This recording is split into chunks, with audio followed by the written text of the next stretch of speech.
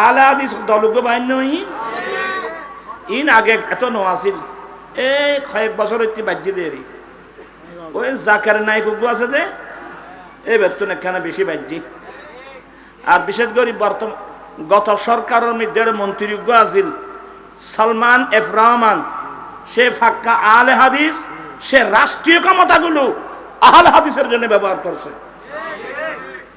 ইয়া জিয়ালত এই দ্বারাই ইন বাড়ি গিয়ে আর দেশত কথা বুঝছেন এই যে জাকের নায়ক এরা মূলত আহলে হাদিস তো আহলে হাদিস এরা একটা বই লিখছে আপনারা যারা শিক্ষিত লোক এগুলো নোট করেন বইয়ের নাম হলো কোরআন সুন্নাহর দর্পণে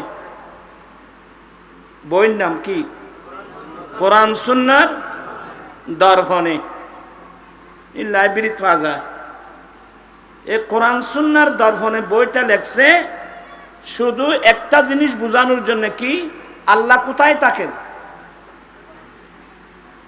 ওইসব নামাতে আল্লাহ আহলে হাদিসের আকীদা হলো আল্লাহ শুধু আরশের উপরে থাকে আর অন্য কোথাও আল্লাহ থাকে না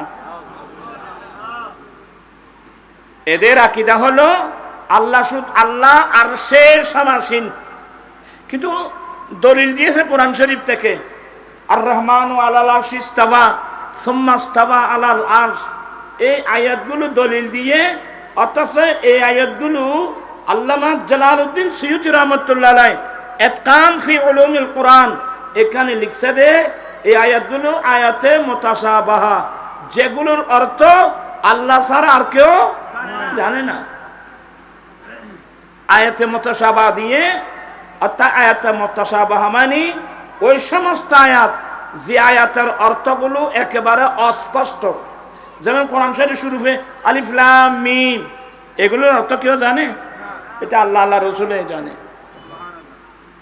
যে আয়াতগুলো দলিল দিয়ে আল্লাহ আরশের সমাসীন বলছে এই আয়াতগুলো হলো আয়াতে মুতাশাবাহা তো স্কুল কলেজ ইউনিভার্সিটির ছাত্র ভাইয়েরা এরা কি আয়াতে মুতাশাবাহা বুঝে অনেক মাদ্রাসার ছাত্ররা পর্যন্ত আয়াতে মুতাশাবাহা কি বুঝতে পারে না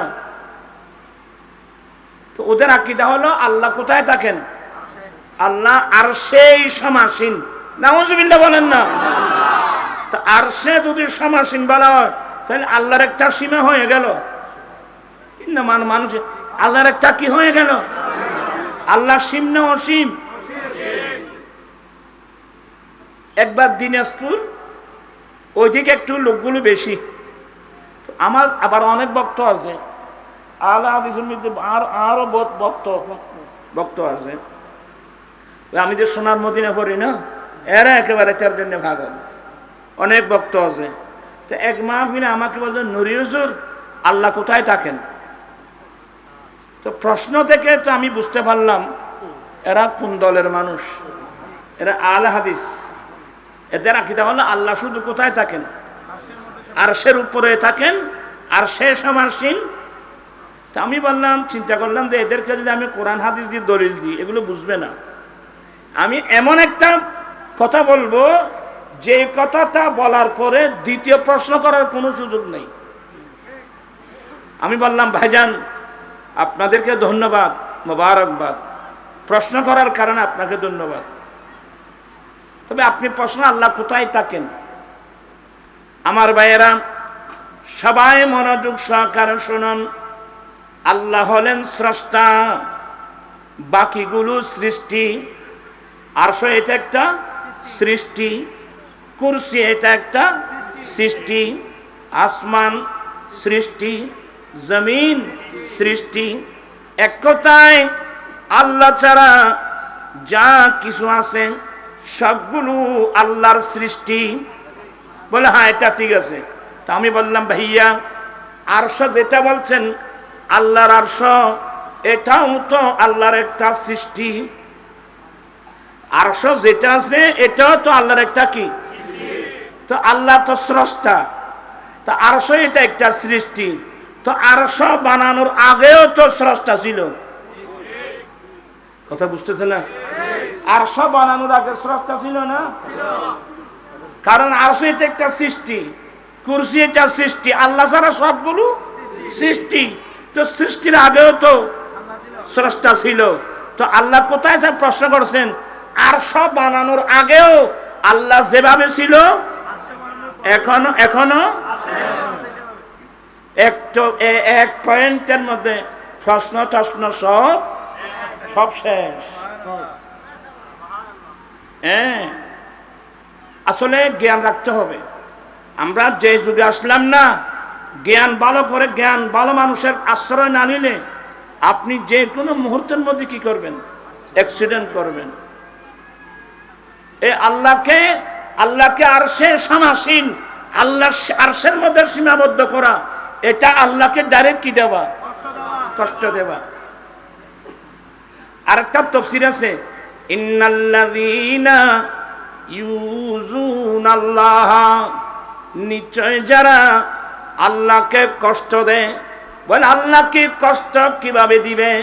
বলে এক তাফসীর হলো, ইন্নাল্লাযীনা ইউযুনা আউলিয়া আল্লাহ।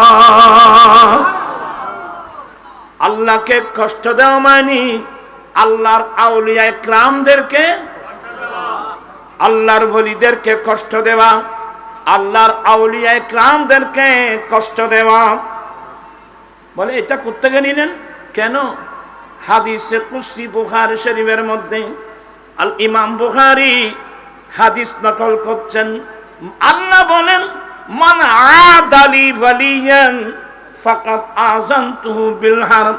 যেই ব্যক্তি আমার ওলির সাথে বেয়াদবি রাখবে, আমার কোন ওলির সাথে বেয়াদবি করবে, আমি আল্লাহ তাদের বিরুদ্ধে যুদ্ধ ডিক্লার করি। মান আদালি ওয়ালিয়ান ফাকাদ আযানতুহু বিল হারব। যে ব্যক্তি আমার ওলির সাথে, আমার বন্ধুর সাথে, আমার প্রেমিক বান্দাদের সাথে বেয়াদবি করবে, বেয়াদবি রাখবে, আমি আল্লাহ তার বিরুদ্ধে কি ডিক্লার করি? কি বুঝলেন? আল্লাহকে কষ্ট দেওয়া মানে আউলিয়া ইকরামদেরকে কি দেওয়া?